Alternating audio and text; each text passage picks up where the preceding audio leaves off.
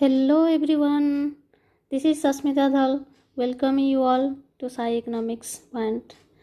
In this lecture, we will discuss what is aggregate demand and what are the components of aggregate demand. Okay, so let us start. Before discussing what is aggregate demand, we will discuss what is demand.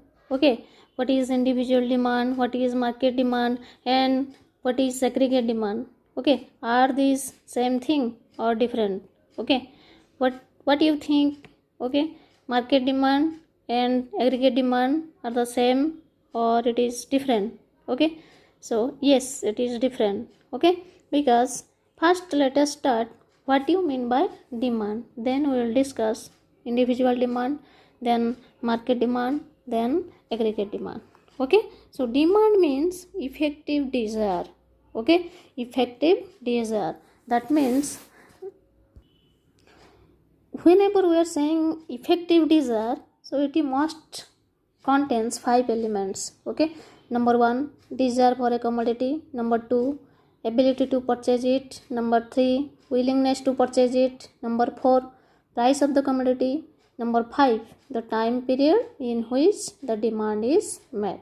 Okay, so demand means the various quantities of a given commodity or service which consumers would buy in one market in a given period of time and at a given price. Okay, so when a individual want to purchase, that means it has the willingness to pay, ability to pay, desire for that commodity, and the price of the commodity is given and the time period is given, then that is called individual demand. Okay, then what do you mean by market demand? Market demand means it is the sum total of an individual demand. Okay, so when you will add all individual demands, it becomes market demand. Okay, that means market demand for a single commodity. Okay, for a particular commodity. So when we are discussing demand, okay, individual demand, it is for a particular commodity, and market demand means sum of all individual demand for a particular commodity.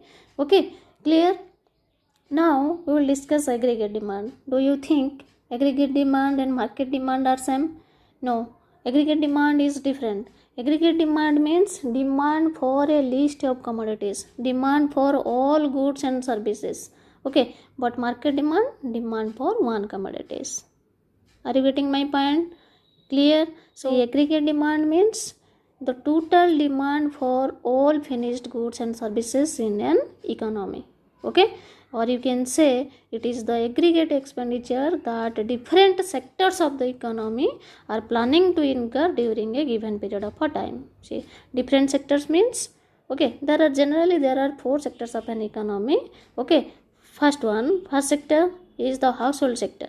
Okay, household, then next one farms or producers, then government, then net export. Okay, that means foreign rest of the world. Okay, so it is the aggregate expenditure that different sectors of the economy, that means as we have discussed, these are the 4 sectors of the economy. Okay, they are planning to incur, okay, during a given period of time. Okay, hence as we are planning to spend, okay, and then aggregate demand is also called as aggregate expenditure. When we are willing to buy these goods and services, we are willing to spend. Okay, so aggregate demand is nothing but aggregate expenditure.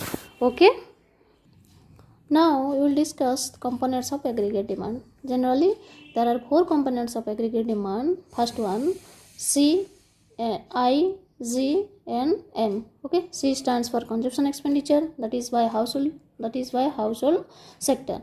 Okay, and I stands for investment expenditure, that is by the incurred by the farm and the producers. Third one, G stands for government spending. Okay, and third one, it is the net export. Okay, or you can say foreign demand for goods and services. Okay, so let us discuss one by one. First one, consumption expenditure. So it is one of the important component of aggregate demand. Okay, so it refers to the total spending of individuals, or you can say households, okay, on goods and services in the economy. Okay, or you can say it is the value of goods and services that the households are willing and able to buy. Because you are demanding means you are willing to pay and ability to pay. Okay, next thing you have to remember, okay, it is the planned consumption expenditure, or it is ex and consumption expenditure that is to be incurred by all the households on purchase of goods and services. It is not the actual expenditure. Okay, it is the planned consumption expenditure, okay, planned by the household sector. Are you getting my point? Okay, for example, expenditure on household demand for food, expenditure on clothing, expenditure on housing, books, furniture, educational and medical services, we all call it as household consumption demand, or expenditure on these heads is called your consumption expenditure. Okay, then next thing, see, consumption, it is a function of income. Okay, consumption, it is a function of disposable income. Okay, when income increases, consumption increases. Are you getting my point? Consumption increases but less than proportionately. According to Keynes, when income increases, consumption increases but less than proportionately. Okay, the other factors on which consumption expenditure depends may be per capita income, okay, debt, consumer expectations of future economic conditions, and interest rate. Okay, next thing, it is important, okay, consumption spending does not include spending on residential structures, okay, because it is the investment spending component. Okay, it is not consumption. Okay, it is for investment purposes. Okay, then next we'll discuss investment expenditure. Okay, private investment or investment expenditure refers to the total expenditure incurred by all private firms on purchase of new capital assets. Okay, these are planned expenditure, not actual. Okay, so expenditure on plants, equipments, inventories, machines, new material or raw materials, okay, construction work, okay, which help in further production. Okay, new capital, purchase of new capital asset means which help in further production. Okay, as you know, capital goods or capital assets means, capital means which helps for further production. Okay, according to Keynes, investment does not mean purchase of existing shares or securities. Okay, then what does investment mean? Investment means purchase of new capital assets. Okay, as we have already discussed, that is expenditure or investment on plant, equipment, investment. Okay, that is called investment expenditure. Okay, see, investment is made not only to maintain the present level of production but also to increase production capacity in the future. Okay, whenever we are talking about present level of production, that means we have to maintain the present level of production. That means we are talking about short term. Okay, and when you are talking about to increase the production level, production capacity in future, we are talking about future. Okay, that is in the long run.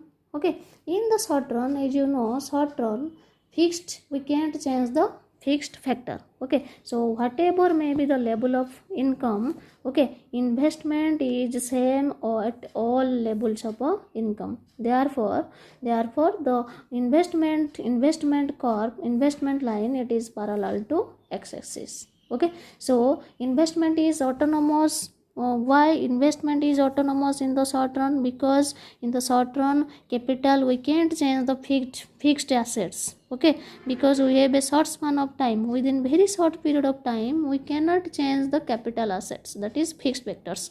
But in the long run we may change. Okay, long run nothing is fixed. In the long run nothing is fixed, we can change anything and everything.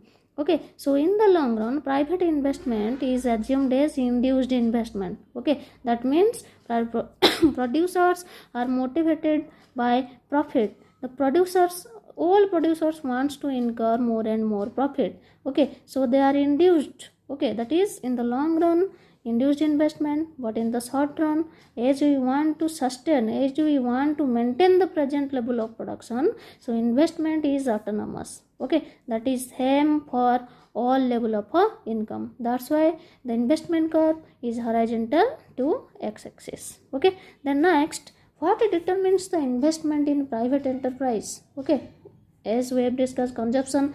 In consumption, important factor is income. So income is the important determinant of a consumption. But what happens to in private sector? Who determines investment in private sector, private enterprises economy?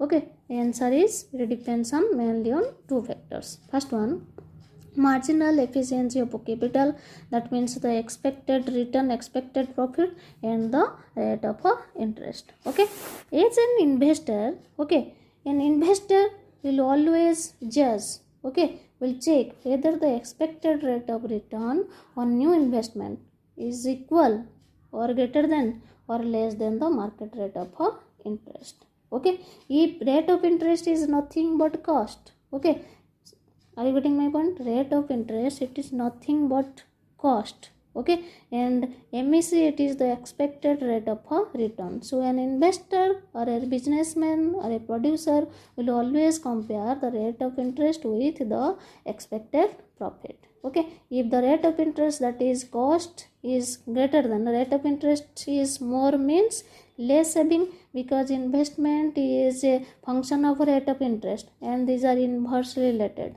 Higher the rate of interest, lower the investment. Okay, and lower the rate of interest, higher the investment. Okay, for simplicity I am giving you an example, please listen properly. Okay, suppose a businessman makes an additional investment by taking a loan. Okay, he has to pay interest on it, right?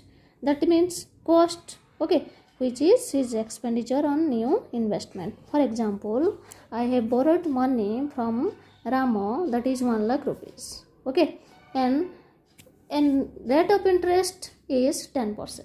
Okay, so I will pay 10,000 per month. Okay, but if its expected profit, okay, that is MEC, is 5,000, will I invest? Yes, no, because rate of interest, that means cost is more than return. Okay, so next, if the interest rate is 10,000 and rate of profit, that is expected profit, is 15,000, that means I am gaining a profit of 5,000. Okay, so here cost is less but profit is more. Okay, so before making investment, an investor, a producer would like to compare the rate of interest he has to pay on loan and the profit he is expected to get on this investment. Are you getting my point? Hence, according to Keynes, the net return expected from a new unit of investment, it is called marginal efficiency of investment. Hence, before investing, a firm must judge on the following points. Okay, that is revenue, or you can say rate of return on investment, and cost, that is the rate of interest. Okay, as I have already told you, and the expectation, that is the profit. Okay, so out of the three elements, rate of interest is the most important, because higher the rate of interest, lower will be the investment demand. Okay, so this is all about your private expenditure, that is investment expenditure. Okay, next thing, government demand for goods and services, or you can say government expenditure. Okay, government expenditure refers to government planned acts and expenditure, okay, on purchase of both consumer and capital goods to fulfill common needs of the society. Okay, to fulfill the common needs of the society. Okay, the level of government expenditure, okay, it depends on the present status. Okay, so it is planned expenditure. Okay, what is the situation now? Okay, what is the need of the hour, what is the need of the economy, accordingly government will spend. Are you getting my point? Okay, but nowadays government participation in different economic welfare activities, okay, has increased manifold. Okay, for example, okay, government demand means for satisfying public needs, for roads, for schools, hospitals, waterworks, railways, okay, transport, infrastructures, okay, these, and maintenance of law and order, defense from external aggressions, etc. Okay, when the government are spending on these heads, okay, that is called government expenditure. Okay, and it is important to remember that government investment is guided by people's welfare motive, not the profit motive. Are you getting my point? Okay, when the government is planning to spend, it is motivated by welfare motives. That means the main objective of government is to promote social welfare. Okay, therefore the government, whatever the government is doing, that is investment expenditure, okay, that is incurred by the government, it is called autonomous investment, not induced investment. Okay, since investment expenditure is assumed to be autonomous, okay, when we present graphically, this investment curve will become a horizontal line parallel to x-axis. Okay, the last important component of aggregate demand is net export. Okay, so what is it?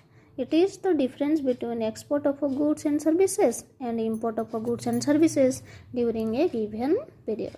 Okay, so let us discuss what do you mean by export and what do you mean by import, so that you can clearly understood what do you mean by net export. Okay, so whenever we are discussing about export means demand for domestic goods and services by foreign countries. Okay, demand for domestic goods and services by foreign countries. That means we are selling our products, domestic products, to foreigners, to the rest of the world. Okay, when we are selling something, when we are selling our goods and services to foreign countries, this will lead to inflow of foreign currencies. Are you getting my point? Though this will lead to inflow of foreign currencies to domestic currencies. Okay, as a result, revenue increases, which will lead to increase in foreign reserve of a country. Okay, then next, import. What do you mean by it? Okay, import means demand for foreign goods and services. Okay, that means we are demanding foreign goods, foreign services. Okay, so demand for foreign goods and services by residents of a country, that is known as import. Okay, that means purchase of goods and services, okay, by residents of a country from the foreign countries, which will lead to outflow of domestic currencies to foreign countries. Okay, so net export, it reflects the difference between demand of foreign countries for our goods and demand for foreign countries and goods and services.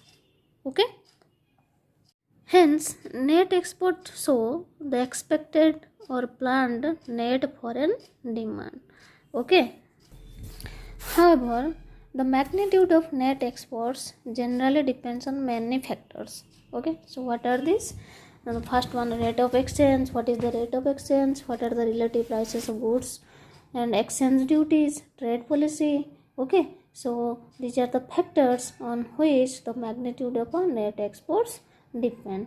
Okay, generally export, it strengthens the income, employment, output process of our economy. But import, whenever we are importing some goods and services from other countries, this will drive out the earning of the economy, and which will discourage domestic income and employment. Okay, see how when export increases, revenue or income increases, and when income increases, consumption increases. As we know, consumption is a function of income. So when consumption income increases, consumption automatically increases. This increase in consumption will lead to increase in the aggregate demand. Okay, as you know, consumption is an important component of aggregate demand. Okay, so export are added to aggregate demand. Okay, next, how import discourages, okay, or how it do not encourage domestic income, employment and output. Let us discuss. See, when import increases, revenue and income, this will decreases because we are purchasing, there is outflow of currencies. Okay, so when income decreases, consumption automatically decreases. Okay, When consumption decreases, it will automatically lead to decrease in the aggregate demand. Okay, so these are all about the components of aggregate demand. Okay, I hope this video will very helpful for you people for easy understanding. Okay, if you think it's so, then please like, subscribe my channel. Okay, thank you.